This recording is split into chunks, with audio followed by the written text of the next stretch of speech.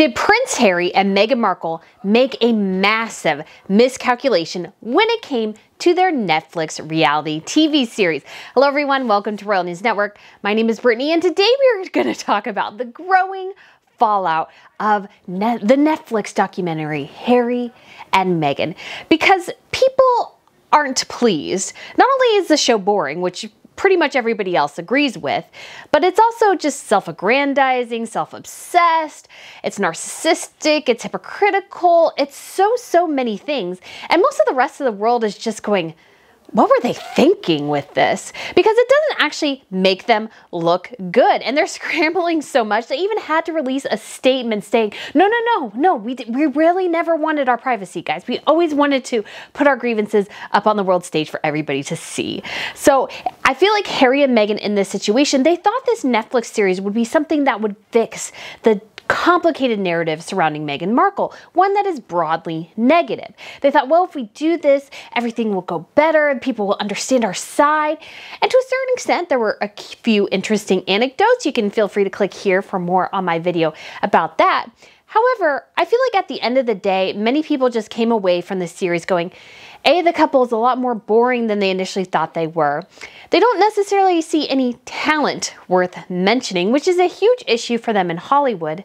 And also, it was mostly pointless. And finally, this series seemed designed to lift them up out of the fog that was their PR. However, I think they've even descended lower into the depths, as people, I feel like, come out of this series not liking them anymore. In fact, they like them less. They're not just ambivalent. No, there's just a growing negative sentiment about Harry and Meghan, which is a huge issue for them in the future. So guys, I'm going to go over some of the really gnarly reviews that they got from various outlets, including American, international, those sorts of things. Harry and Meghan's desperate statement and why they made it and why it still isn't really working.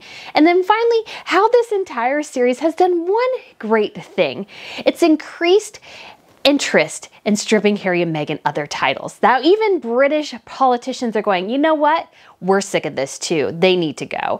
And I don't think that's probably what Harry and Meghan were intending, but fortunately for us, I guess, that is what's happening. And it's fascinating to watch. But if you guys haven't been here to Royal News Network before, like I said, my name is Brittany, and on this channel I provide compelling royal commentary on the latest news, a little bit of gossip too. I also will be reviewing television shows and movies and sharing history as well. So if you want to hit that subscribe button, that would be awesome. In addition, I have a fashion channel called Royal Fashion News, so I'll put a link in the description box down below. I'm so sorry I'm a little bit behind on that channel. There's just been so much with Harry and Meghan, and I've been traveling, I'm with family, so it's been a little bit harder to keep up with that particular channel. And so I will be working really hard on that. And unfortunately, I was planning on doing a live stream for the Swedish Nobel Prize ceremony, but because I am visiting family and I don't see them a lot, we're actually going to do that tomorrow morning at about the time that the event would start. So I will still do a live stream like I usually do on Saturday, but will most likely be at 1 p.m. Eastern time. So that would be 6 p.m. London time. That would be 11, 12, 11, 10 o'clock Pacific time. So I'll put out an announcement about that as well. In addition, I also, if you just love royals and love history and you would love to go to London and the Cotswolds, I do have a trip coming up and I still have spots available. So I'll put a link in the description box down below because I'm super excited about that trip. It'll be so fun. And I plan on doing a specific video about it at some point, but life has been crazy. So it's been a little bit more difficult than I would like to find the time. Oh, and for those of you who are watching, because I've gotten several comments about this map behind me. So I'm actually at my grandparents' place because it was my grandma's 90th birthday this week, and my grandfather is a woodworker, and so he actually made that. So unfortunately, it's not in any place you can purchase, but I did let him know that you guys loved it, and he was very bashful about it. He's, oh, well, thank you. So anyways, guys, but like I said, back to Harry and Meghan and this disastrous reality TV show. This is not going well for them. Now, granted, it is #1, quote unquote, on Netflix in terms of streaming. However, I don't think it'll have the staying power, A, and I feel like most of the watching is either curiosity or hate watching. To see people gushing about how wonderful this thing is online. Most of the reviews, even those who perhaps perhaps would be on Harry and Meghan's side find it very dull. And it is. They're not that interesting. And I think it was one reviewer that said, it's shocking how this series really points out what made Harry interesting, what made Harry have a gravitas, why people talk to him, is his royal title. Without it, he's just a normal dude. And unfortunately, there's nothing really that pulls people to him without the connection to the royal family. So overall, I feel like this series has very much fallen flat and really has done no favors for Harry and Meghan. And again, the whole effort behind this, I feel like, was an attempt to change the narrative, especially surrounding Meghan. I feel like oftentimes she's more the focus, and she says in the beginning, well, people just never got to know me. They don't know me. And so, ergo, I have to change the narrative because everybody has seen me, but nobody really knows me. And I always wanted to say, you know, actually, we do know you. We heard a lot of the reports, and most of them were not flattering on you. And I made the conclusion in my video yesterday that Meghan really wants us to see the veneer, the Instagram image that she wants to curate and control. And unfortunately, people look beneath the surface. Even throughout the series, there's more things coming up with people noticing that they're using pictures out of context, especially when it comes to the paparazzi chasing them. There was one that they showed a picture of, which I forgot to mention yesterday, where they were actually arriving to the Christmas lunch at Buckingham Palace, and they were acting like the photographers were chasing them, or this was one of their paparazzi shots. I'm like, no, they were going to the Christmas brunch, and all the royals get pictured when they go to this. This is something that happens at Buckingham Palace every year. We obviously haven't seen it since the pandemic began, but all the members of the family, even the extended members, come in and have this brunch before Christmas because not everybody can come to Sandringham. There's just not enough space. I don't know if we'll see that this year. That would be really interesting, but everybody's photographed, and they're acting like Harry and Meghan were somebody was chasing them and they caught them and they took this great picture. I was like, no, it's like the diplomatic reception dinner. There's photographers camped out there to get pictures because everybody knows they're coming. So Harry and Meghan, I feel like, are getting called out on all fronts. And here are some of the best anecdotes from the various reviews I happen to pull online. And honestly, I'll try to keep this brief because there's so many, and honestly, they're so good. Especially some of the great British quips. They are awesome.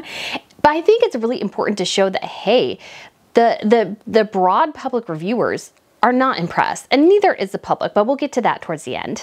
All right, this is from Variety. So this is an American publication, and Variety did the interview with Meghan Markle about her archetypes and her reality TV show. So actually, Variety has a close connection to Harry and Meghan, and their title is Netflix Harry and Meghan Rehashes the Royal Family Drama One More Time, and it's a TV review. And this quip at the end of the first paragraph says, they may have shed their responsibilities to the crown, but there's still a kind of service. There's an air of duty about the entire enterprise of Harry and Meghan, as if they're honor bound to keep reciting their personal story until we eventually lose interest. And that's what I think is a huge problem for Harry and Meghan going forward, is that they repeat this story they have ad nauseum, hoping that if they tell it again and again and again, we will finally believe them. The problem is people don't believe them. And so that they repeat this ad nauseum over and over and over again, it just makes people irritated, A. And I feel like their story changes a bit as time goes on. And so when their story is also changing, again, that it perpetuates the image of the narrative that they're lying, which is not good for them. So really, in this area, I feel like Catherine and William and the rest of the monarchy does the best thing while they maintain a dignified silence, which I feel like works because it creates an air of mystery. And Harry and Meghan telling us over and over and over again, I feel like people are starting to tune out because they've told us the same thing 10,000 times, and everybody's kind of sick of it. As with the most recent painfully dull season of The Crown, there seems a sort of narrative stuckness, an inability or lack of desire to find the next thing to say that we haven't heard yet. So again, this was from the second paragraph. And then it goes on to point out Harry's reaction to Meghan mentioning that he had a list of qualities that he wanted in a woman. And you could tell he was really embarrassed about this in the interview. And I felt like another time too, Meghan almost basically snapped at him because he whispered to Liz, the director, he went, and she was late for their second date. And Meghan whipped her head around and go, what? What did you say? And it was, I think, trying to be playing off it as, oh, this was just a cute moment. But honestly, to me, it wasn't just, wait, what? Oh, come on. It wasn't funny. It was this whip snap. what did you say? Why did you say something? And it was just it didn't feel friendly. It didn't feel loving necessarily. It felt bitey and snappy. And so it goes on to say, in regards to this list, we get a clear sense of the tight restraint with which both operate, inviting viewers into their lives, but giving up relatively little. At one point early on, Meghan mentions a list Harry had made of the traits of his ideal partner. And a peremptory coldness enters his voice as he says, "Let's not go there," and the subject is dropped. Much has been made of how Harry, in his desire for freedom and his high passions, is truly Diana's son. It's moments like these that remind one that he's Charles's too. So again, that's not necessarily super flattering. And he a bit snapped at her, but I think it was more embarrassments. Like, he didn't want to go into this. And here's the weird thing about the reality TV show too. You have to invite people into their lives. But Harry and Meghan wanted to create this carefully curated, managed image of themselves. That was my argument in the video yesterday, and I still stand by that. And so if the carefully curated and managed image doesn't work, they don't really know what to do because they don't want anybody questioning what they say.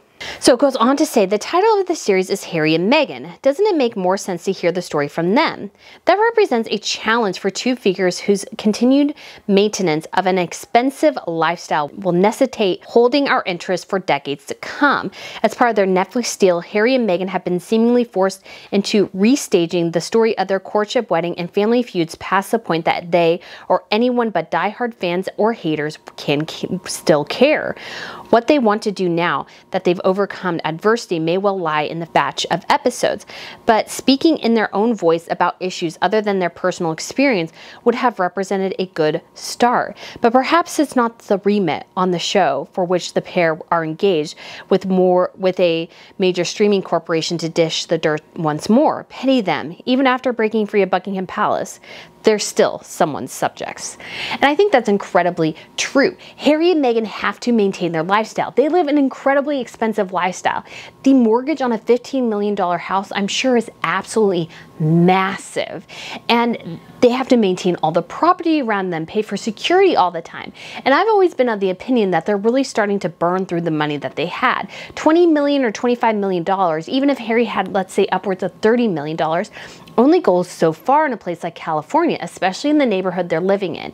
In addition, you add on that Meghan didn't make that much from Suits. I don't care what somebody said that she had a $5 million net worth. I think it was more about $1 million, $2 million, because I think she spent a lot of her money on PR to get in front of major businesses, corporations, and social climbing. That's what she used her PR for, is that she wanted to social climb. She got in front of the UN, and those were all PR efforts. So Meghan pushed, push, push. So at the end of the day, they have to, again, pay all these different people trying to get them in front of things, but they actually need to have a talent because eventually this lifestyle is going to catch up with them. And I feel like it's already starting to do that. And if this Netflix thing seems to be going off the rails a bit, regardless of whether it's one or not, are people really watching it all the way through? Are they starting and stopping it? Are people speeding through it like I did? Those are all metrics Netflix knows as well. It's not just if people watched it, it's how focused they watched it. Did they turn it off? Did they not go back to it? Did nobody look at it a second time? I've watched a couple of documentaries twice. I love the Hotel Cecil one on Netflix, which is very good. I watched that one twice because it was interesting to me. I don't feel like anybody will go back again and watch Harry and Meghan because it wasn't that interesting and nothing that we haven't heard before. So the next one is Harry and Meghan review. Netflix docuseries takes a lot of time to reveal very little. This is from The Hollywood Reporter. It says this docuseries then is intended as an opportunity for Meghan and Harry to finally speak their truths, albeit through Garbus's lens and not necessarily in the way we would have told them, as the princess noted in a recent Variety interview. Okay, she's not a princess, guys. Don't call her that. She's Meghan Markle. She's legally still Meghan Markle. You can call her a duchess, but don't call her a princess. She really doesn't have that title. She only has the title of Princess Henry. That's the only title she has access to that has princess in it. Just saying. It is unsurprising that the portrait ends up a flattering one, sympathetic to their trials and scrupulously respectful of their perspectives. What it does not turn out to be is essential. When a subject declares that they've been allowed to tell their side before, a viewer might reasonably expect that follows to yield unanticipated details or novel insights. Yet despite extensive interviews with the couple, both together and separately, despite never before seen footage of their private lives, Harry and Meghan offers too little that feels fresh enough to merit its luxurious 6-episode sprawl for all but the most fervent royal watchers. And I think that's incredibly true. I think royal watchers are all really aware of most of this before. I think the only thing that was actually new in terms of information, or information you couldn't glean just from reading between the lines, was the bit about Meghan's niece, which I still feel like, and a lot of other royal reporters and royal courtiers have said is wrong, is that she was banned from the wedding and that somebody told Meghan to ban her. I don't think, somebody said something interesting, and I can't remember if it was on Twitter or a news article, but somebody mentioned the fact that Meghan probably didn't want a somewhat younger version of herself, a younger family member, stealing any spotlight from her on her special day. Because we do know that Catherine was pretty much upstaged by her sister to a certain extent on her own wedding day. And I don't think Meghan wanted any part of something like that. It was all going to be about her on her wedding day. So the article goes on, likewise, although Harry and Meghan grants the couple a chance to recount their courtship and family life in exhaustive detail, most of what is shared here is simultaneously too specific and too vague to offer much insight. There are cute bits, like a private video of little Archie watching hummingbirds with his dad, and sad ones like the snippets of the anxious video diaries Meghan and Harry began keeping around their step down from royal duties. A shaggy anecdote about Harry showing up 30 minutes late to a date tested the limits of my appetite for anodyne celebrity gossip, and I'm speaking as someone who regularly flicks through Des Moines Sunday spotted stories on Instagram.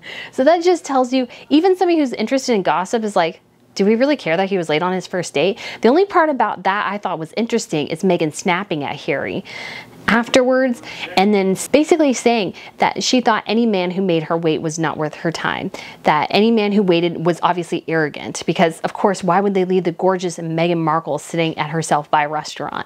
I thought that was super fascinating. But other than that, I'm like, do I care? No, I really don't. So this is the bit I was talking about Harry. So it says, indeed, one of the unwitting, genuine reveals of Harry and Meghan is, to put it bluntly, how unremarkable Harry seems as a flesh and blood individual. Handsome, clever, and well-meaning.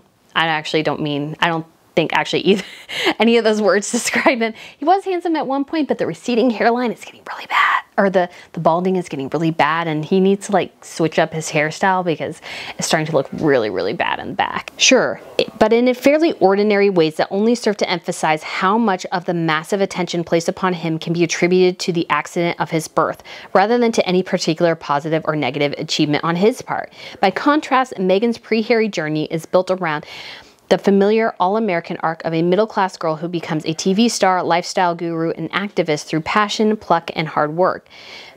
I don't necessarily agree with all this either.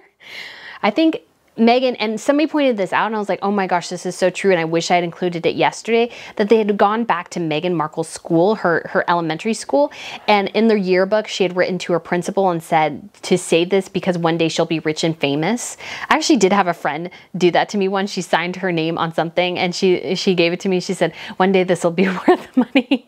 And so I thought that was funny, and I was like, oh, Meghan thought that too. Now, to a certain extent, Meghan's turned out to be correct, but still, it shows you, I think Meghan has always wanted fame and fortune. She hasn't wanted to do anything talent-wise to make that happen, but she wanted fame and fortune. This is, in a way, the point. Through the personal story of Meghan and Harry's romance, Harry and Meghan seeks to tell a story about the institution itself. It goes on to say, it is sincerely lovely that Harry and Meghan feel empowered to speak up after years of suffering at the hands of the media, more interested in exploiting their trauma than in understanding them as people. If the docuseries succeeds in anything, it's in showing the British royals' celebrity oppressive gilded cage it is. It's just a tad disappointing that for the rest of us, so much of what they have to say sounds familiar, and that so little of it treads new ground. Again, it wasn't really that interesting, and everybody else is catching on to that. So the Telegraph, I love their title. Their Telegraph's title is Harry, Meghan, and the Half-Truth Prince, an unashamed one-sided story. The royal formerly known as Prince Harry had billed it as the full truth only the couple knew, but Volume 1 of the Duke and Duchess's much-hyped Netflix series is probably best described described as Harry and Meghan and the Half-Truth Prince, an act of glossy wizardry designed to depict the couple as the Gryffindor to the royals Slytherin. Yet by the end of the first 3 episodes, it soon becomes apparent that the only muggle to have fallen under any spell is Harry himself.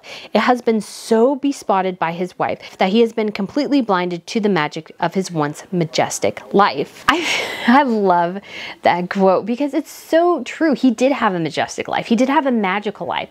And Meghan didn't care about any of that and didn't try to learn it, I don't think. She just expected everything to go immediately her way. She expected everybody to bend to her will. She thought she was doing perfectly well in the role. When even somebody, I feel like Catherine, who had spent a lot of time around the royals, it took her a while, I feel like, to really find her footing. It will take you a while. You have to work at it.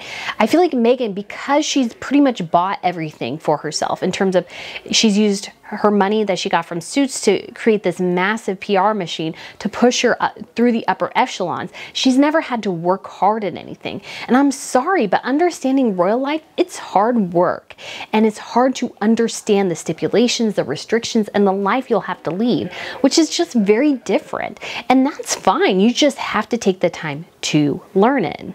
So I like this too. It says, the bottom dollar perhaps explains why Netflix has felt the need to string out a story that could easily be told in an hour into 6 interminable episodes. As has ever been the case with Mega Whinge and Prince Harass, they've got the story and they're not afraid to tell it over and over again. So again, this is the second mention of Harry and Meghan telling the story ad nauseum to the point where people are tuning out. And again, that's bad for them. I thought this bit was especially impressive. Naturally, the self-styled hugger who can do no wrong is depicted in an entirely positive light. From her mother, Doria, marveling at her straight-A intelligence, to a clearly bespotted Harry saying how she is so familiar to my mom. A friend adds, her nature is to never make things more difficult for anyone. A statement that would probably be challenged by the staff who nicknamed her Duchess Difficult and accused her of bullying. As Meghan herself puts it with characteristic humility, my entire identity was wrapped up in being the smart one.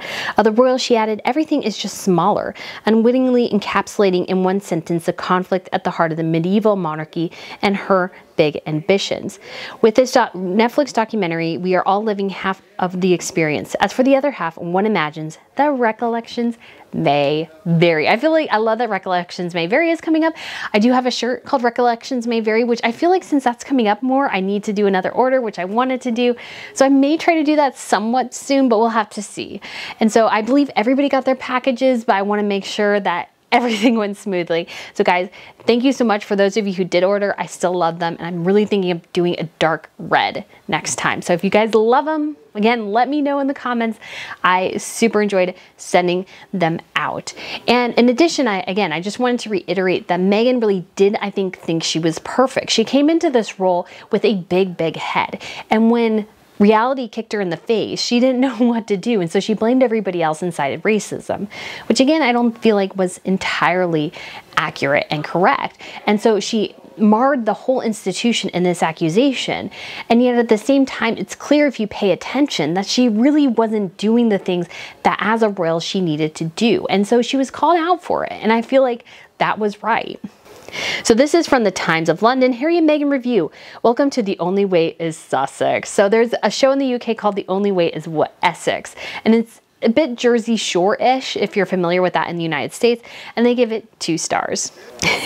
So it says, Harry and Meghan reportedly got a $100 million deal for their Poor Us Netflix series, Harry and Meghan.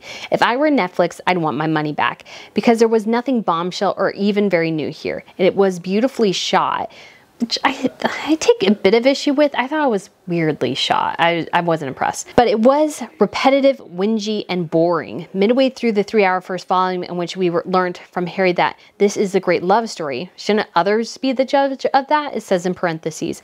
I was begging for it to stop. It feels like they gave away most of their big revelations for free to Oprah Winfrey last year, and now Netflix is left with the job of framing them as soppy, star-crossed heroes in a grand Disney love story.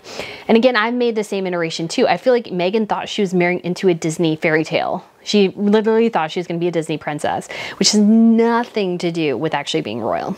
So it goes on to say there were some interesting parts about racism and the history of slavery, but they were mostly came from via David Osolga and Afua Hirsch. What I mainly took away was the sense of a couple so in love with themselves, if they were made of chocolate, they'd eat themselves, that they had lost any semblance of self-awareness. Meghan complained that her engagement interview was an orchestrated reality TV show. Hello, but this is exactly what Harry and Meghan is. It's keeping up with the Kardashians. It's the only way is Sussex, but with more complaining. He also said the 1-minute tasters for Harry and Meghan had warned that strong stomachs were likely to be required for the main course, but I needed a whole packet of Reynolds just to get through its sarcanine overload. And the fact that we hear yet again about how, as a child feminist, Meghan wrote a letter complaining about sexism in a TV ad. I was a little activist, she said. And again, she went into that story and it actually said that I changed the ad. There's no evidence that she changed the ad. She wrote a letter. That was it. There's no evidence whatsoever that she changed that ad. I'm sure if that was the case, Procter & Gamble would have told us.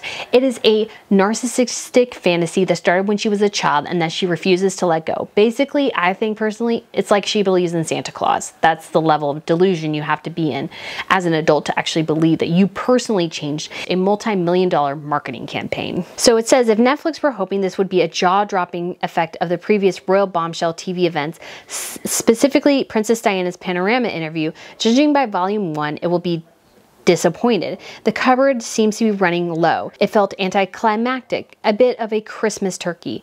No, this is a Disney movie. The beautiful cast princess from the magical kingdom for speaking her truth. With her handsome prince in tow, love always finding a way. She has previously compared herself to the Little Mermaid who lost her voice.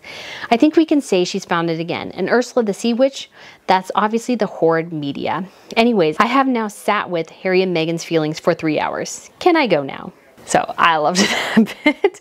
Can I go now? Yes, because it is dull. They are not as interesting as I think they are. And that's a huge problem for them because they need to be interesting. And so The Telegraph also found articles from around the world talking about this. Some of them are American, which we've already discussed, but some of them are from like Germany, Belgium, the Netherlands. So here's a couple interesting ones. So this is from the respected German publication. In Germany, accused the pair of making the same mistakes as Harry's late mother, Princess Diana.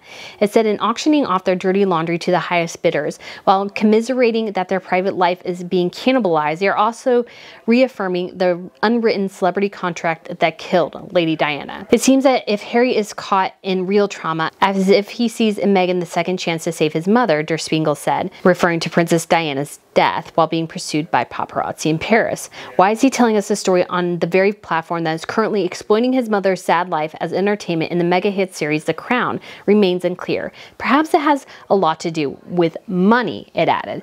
So again, you get this sentiment that people are figuring out, hey, you guys are doing this all for cash, cold hard cash, and people aren't amused by it. La Parisian said, Harry and Meghan, all that fuss for what? This documentary series for now isn't living up to the devastating potential that the couple's interview with Oprah Winfrey unleashed. Another said, shouldn't dirty laundry be washed inside a family? Madame Viargo blasted the first episode as treachy and bland, and nothing to write home about. Harry and Meghan complained that their story has been taken out of their hands, that the media scrutinizes their every move, and all they do is feed the media beast. Le Monde said the series, which is from France, so far will have exasperated even more those people, numerous in the UK, who think that the couple won't stop digging up the past and casting damaging but baseless accusations against the monarchy. Language Belgian paper said, self-reflection is non-existent. There's more self-pity. Well, Meghan has some venom for the end, mused De Telegraaf in the Netherlands. And so again, people just aren't amused by any of this. And they're really starting to catch on that, hey, all you guys are doing is whining and complaining about a pretty fantastic life. And people just aren't interested in amusing them anymore. So this is a Piers Morgan piece. His title was, Meghan and Harry are the royal version of the Kardashians, only with less class, loyalty, or brains. He said, but no, the world's biggest victims are in fact Meghan Markle and Prince Harry, a pair of incredibly rich, stupendously privileged, horribly entitled narcissists. If you don't believe me, just ask them. Or better still, force yourself to sit through the first 3 installments of their nauseatingly self-aggrandizing Netflix whine-a-thon. But be warned, you'll need a barf bag. Tissues for when you laugh so uproariously, not for reasons our heroic freedom-fighting duo intended, the tears stream down your face and very high boredom threshold. Compared to their Oprah Winfrey moan, which dropped mostly untrue truth bombs like Machine Gun, this was a predictable, cliche-ridden, simperingly sycophantic snooze fest that fueled their weary, familiar narrative of a cruelly oppressed couple driven out of Britain by nasty racist media, nasty racist royal family, and nasty racist public. So he ends it with saying the sad truth is that Meghan and Harry are now nothing more than whiny, delusional, self-serving, money-grabbing royal Kardashians, only with less class, loyalty, or brains. So I think that's incredibly true. They're the Kardashians with less brains for sure, because the Kardashians, they don't really have necessarily a talent in terms of singing, acting, whatever, but they can promote the heck out of themselves and they can make themselves broadly to a certain extent likable. It's why they have a huge following. Harry and Meghan have yet to achieve anything remotely close to that. So a New York Post review says Harry and Meghan Netflix documentary is a hypocritical attention grab. This is a review. The supposedly controversial Harry and Meghan Netflix documentary turned out to be a big snooze. Sure, it's mildly interesting, but there's not much new in it if you kept up with the headlines about the couple or watched their Oprah Winfrey interview in March 2021. It's also hypocritical. But otherwise, for all of Prince Harry and Meghan Markle's complaints about their lives becoming a media circus, this doc, which they must have known would be a circus in its own right, feels both self-indulgent and hypocritical. So Indiewire also has a review, which it gave a C- for the series, and its title, Meghan and Harry Netflix series is a dull diary entry, not a documentary. And I love how they ended it. They said, more and more people are turning to streaming documentaries to better understand trending topics or past events. From true crime to sports to life stories, these shows and movies are shaping how people see the world. And if viewers continue to commingle hagiographies with biographies and documentaries with diary entries, the truth is going to be lost somewhere in between. After all, if these well-watched vanity projects continue to proliferate, their one-sided views could become our popular historical documents. One would think that the couple who's been so wronged by reporting, done in its own self-interest, wouldn't want to contribute to its escalation. But we may have already entered an era where nobody can tell the difference. And it seems like most people broadly agree. So when it comes to Rotten Tomatoes, the score is currently 50%, which makes it a rotten series. Now, originally it was more like 38%, but it has gone up a smidge because they did have 1 or 2 positive reviews. But the audience score is 12%, and that is with a user ratings of 1,500. Over 1,500 people mostly gave it a 1-star review. So it stinks. Or a rotten review. It stinks. Oh no, they do give stars. So they gave it a 1-star review. In addition, we also have IMDb. What is the current rating for it? Why, it's 3.1 out of 10. And 67% of the votes gave it a 1 star, whereas 19% gave it 10 stars. So obviously it's really, people are just not interested in it. And I think some of it is just that people don't like them. So some people probably didn't even watch it and gave it a 1-star review. Some people didn't watch it and gave it a 5-star review because there is the Sussex squad. But I feel like, again, their influence is really diminishing. So Harry and Meghan, I feel like, are feeling all the heat from this. I'm sure they're feeling heat from Netflix for using stock photos to try to portray the media as chasing Meghan, for using photos out of context, for trying to, they're getting a lot of heat, I feel like, from different aspects of the media going, hey, this is wrong, that's wrong, this is incorrect, this is taken out of context, this is a stock photo, which means you don't actually have any photos or videos of anybody stalking Meghan Markle. And I feel like a lot of this is coming to fruition. So Harry and Meghan, pumping the brakes, had to make a statement about it. And that, I think, tells you how bad things are going for them. And so their spokesperson said, their statement announcing their decision to step back mentions nothing of privacy and reiterates their desire to continue their roles and public duties. She told the New York Times, any suggestion otherwise speaks to a key point of this series. They are choosing to share their story on their terms, and yet the tabloid media has created an entirely untrue narrative that permeates press coverage and public opinion.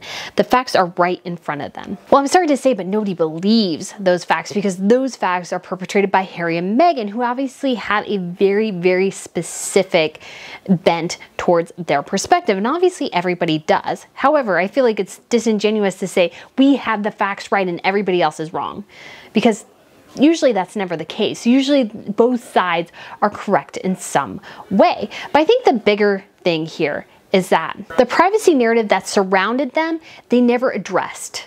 And it keeps growing. So there was an interesting piece in BuzzFeed where somebody was talking about Harry and Meghan didn't want privacy, they wanted control. Well, privacy as a public figure is delusional. You will never have full control if you are a public figure. Things will always be written about you that you don't agree with. That's just life. That's like an intelligent person understanding that. This should be very, very simple to Harry and Meghan. But Meghan just doesn't really want to believe anything like that. She wants to control the narrative religiously, and it's not going well for them. So they have to keep doing these things all the time. But the problem is that they needed to address this privacy narrative 2 years ago. They needed to address it during Megxit, saying that, yes, we want to step away, but we still want to be public figures. And they did sort of do that by saying, well, we want to still be working members of the royal family, yeah, but only part-time. And when the royal family said no, and they've made a big fuss about their privacy, they want to tell us who was delivering Archie, who his godparents are, they want to tell us when Meghan actually gave birth.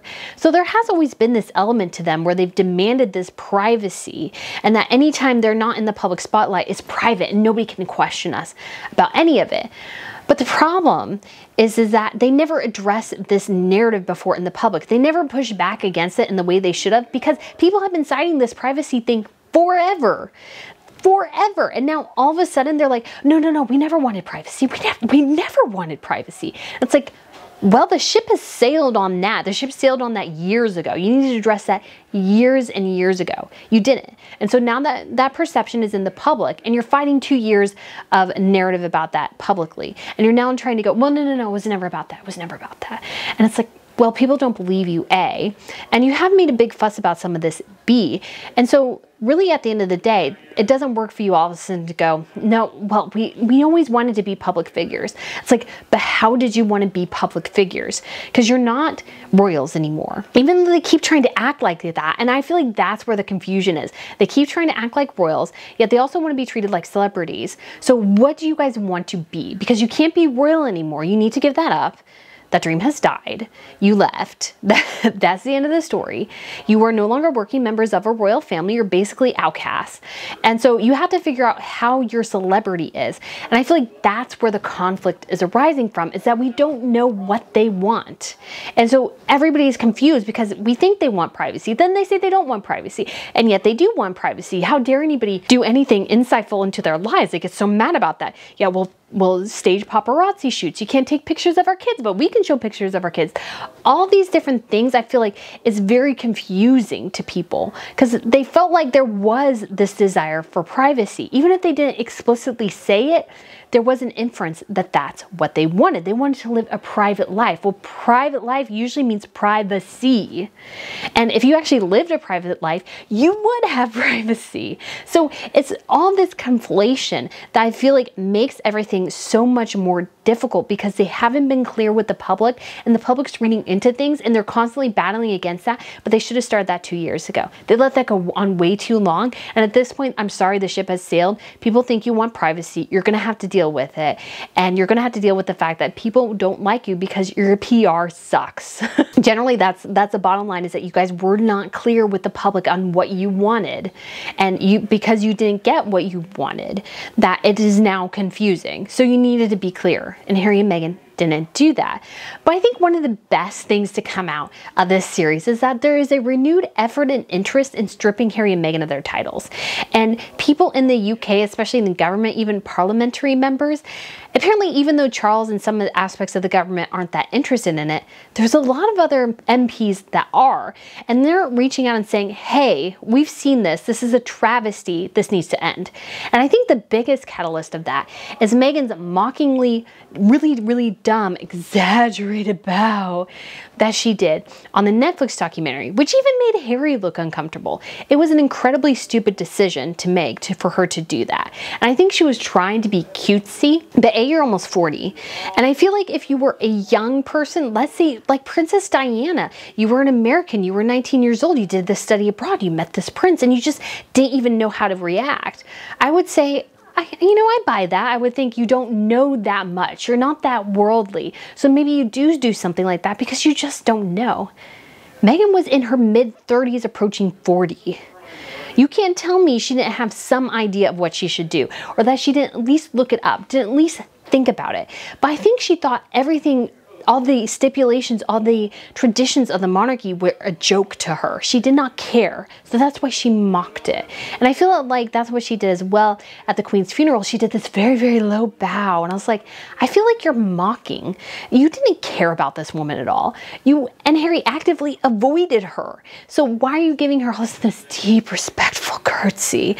As if this is, see, I'm so respectful. I'm like, I don't buy it for a second.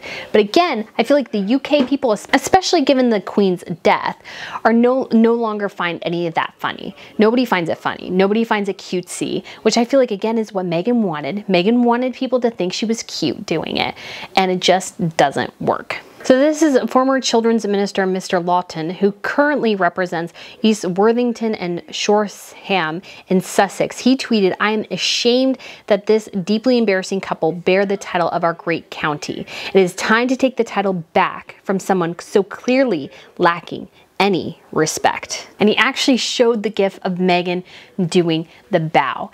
And I feel like this is a sentiment that's growing and going to continue to grow. And I know I've always said that Charles needs to push it, but something like this I feel like gives other people within the government more incentive to say, okay, these people are mocking our country, they're mocking our history, they're mocking our traditions, our heritage, all for the sake of money. And how dare this woman who came to our country and spent about 2 years here and bolted as soon as she could to take the titles and try to make money off of it. They're like, no, you don't disrespect us. You don't disrespect our heritage, our country. No, you need to give those titles back now.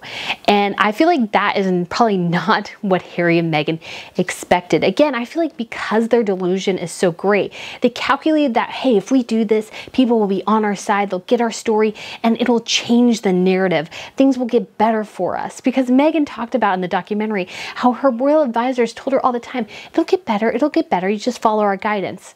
Well, I think Meghan should have followed their guidance, because at this point, I don't think she'll be the Duchess of Sussex too much longer. And really at this point, that is her only claim to fame, is that title. That's the only reason anybody in Hollywood gives her the time of day. And that pool of people interested in investing in her gets smaller and smaller and smaller the more she talks. And I think one of the most interesting things is Ryan Reynolds. He was in the UK today. He has a documentary about a football team that he purchased, and he captioned, standing with King Charles and Camilla, he captioned them the real royals. And I think that's really a slap in the face to Harry and Meghan. People aren't amused. They aren't enjoying the Harry and Meghan thing anymore. They find it tedious, annoying. And so Harry and Meghan, they really need to address this big time. And I feel like they'll find out in the next couple of years that doing this Netflix reality TV show was a massive, massive miscalculation. They thought they could change the public's perspective. They thought they could appeal to people's good senses. But instead, all they did was bore them, annoy them, and people began to see, well, right through them. So guys, that is it for this video. Thank you so much for watching, and I look forward to seeing you again really, really soon. Bye.